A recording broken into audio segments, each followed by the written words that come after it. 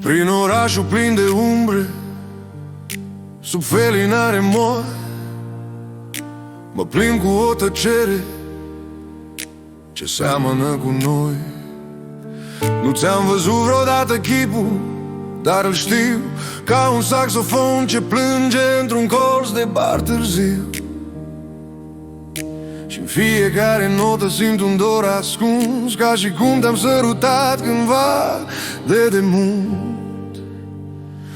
Oh, e ceva ce nu pot să alung, un ecou dintr-o viață ce nu vrea să se înfrângă. Două suflete străine ce-au dansat cândva, cum se caută în pași de jazz în noaptea mea.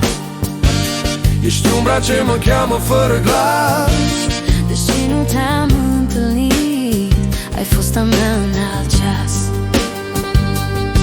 Pianul șoptește încet, povestind ceva din noi, o iubire rătăcită între luni și roluri goi. Și-n fiecare acord te simt atât de aproape, ca o amintire veche ce răsare din altă noapte. Poate-ai fost lumina sufletului meu stins, și azi încă simt pașii într-un destin încins.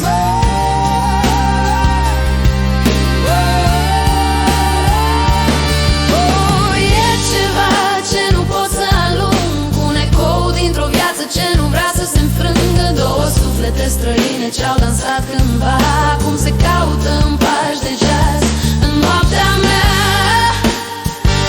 Ești umbra ce mă cheamă fără glas, deși nu te-am întâlnit, ai fost a mea în alt ceas.